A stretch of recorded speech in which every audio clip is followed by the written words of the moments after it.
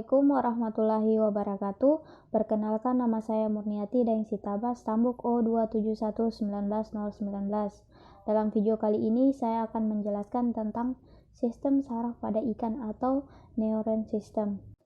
Sistem saraf merupakan sistem organ yang dimana terdiri atas serabut saraf dan tersusun atas sel-sel saraf yang saling terhubung dan menghasilkan respon. Sistem saraf ini memiliki dua kelompok kerja, yaitu sistem saraf pusat dan sistem saraf otonom, yang biasa dibilang kalau sistem saraf pusat yaitu central nervous system atau autonomic nervous system. Oke, saya akan menjelaskan tentang sistem saraf pusat atau central nervous system. Central nervous system merupakan jaringan saraf yang menjalin ke seluruh tubuh bersumber dari otak melalui sumsum tulang belakang kita atau sumsum tulang belakang pada ikan. Mengapa otak sebagai sumber dari jaringan saraf? Dikarenakan karena otak sendiri memiliki fungsi yaitu menerima input dan menerjemahkan informasi. Kemudian fungsi yang lain yaitu merespon melalui perintah untuk koordinasi semua bagian tubuh sebagai influx saraf atau hormon, di mana saya berikan contoh, jika kita ingin mengambil sesuatu, kita tidak akan langsung mengambil. Biasanya otak kita akan merespon ketika ingin mengambil sesuatu, atau jika kita disuruh berteriak kepada seorang dosen, di mana kita harus memikirkan, biasanya ada orang yang memikirkan kita harus sopan santun kepada dosen itu walaupun dia suruh berteriak. Selanjutnya, saya akan membahas tentang bagian-bagian otak pada sistem saraf pusat. Yang pertama yaitu telencephalon. Telencephalon merupakan bagian otak yang paling depan, memiliki fungsi menerima impuls dan mengantarkan impuls bau. Telencephalon ini jika rusak maka akan mengakibatkan berkurangnya spontanitas pada ikan mas koki dan juga akan mengurangi kewaspadaan pada ikan mas. Kedua yaitu diencephalon, merupakan bagian otak yang berada di belakang telencephalon tadi. Bagian otak ini berfungsi untuk fotosensori, kemoreseptor tekanan. Telencephalon dan diencephalon ini biasa dikatakan sebagai prosencephalon, di mana mereka terdapat pada bagian depan pada otak.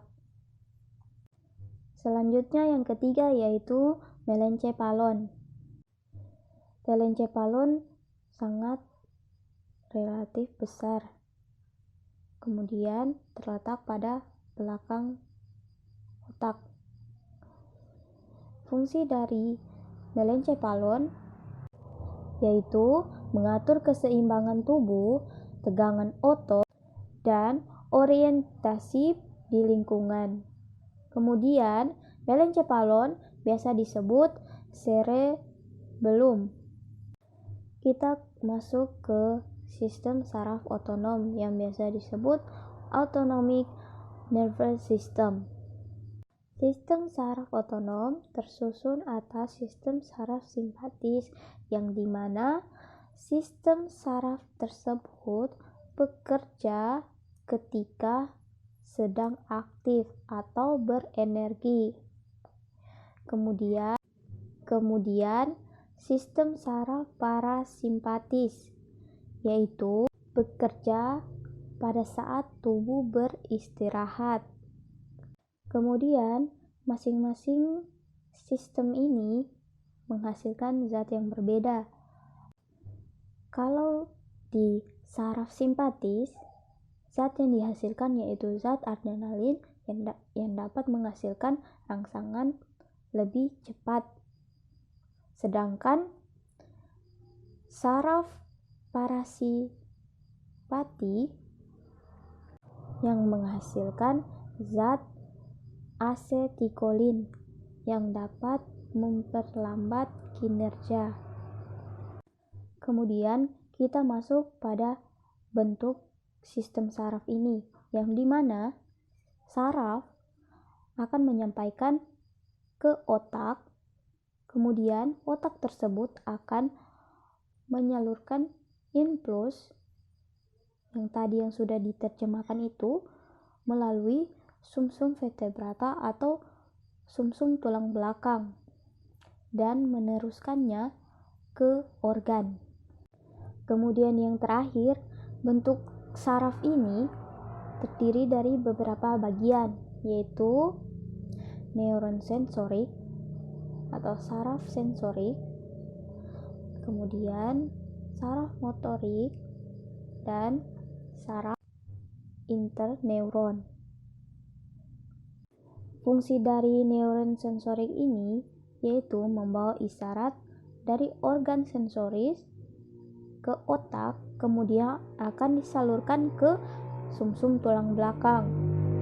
Selanjutnya, neuron motorik. Neuron motorik ini memiliki fungsi di mana petunjuk tadi yang dibawa dari otak ke sumsum tulang belakang akan disalurkan ke alat penggerak, jantung, dan sistem organ yang lainnya. Kemudian yang terakhir, interneuron, di mana interneuron ini berfungsi menggerakkan isyarat bolak-balik lewat lintasan antara otak, sumsum tulang belakang, dan bagian tubuh. Ini adalah penjelasan terakhir saya. Jika ada kesalahan dalam kata-kata saya, itu berasal dari saya. Kemudian jika ada kebenaran yang kalian dapatkan, itu berasal dari Allah Subhanahu wa Ta'ala.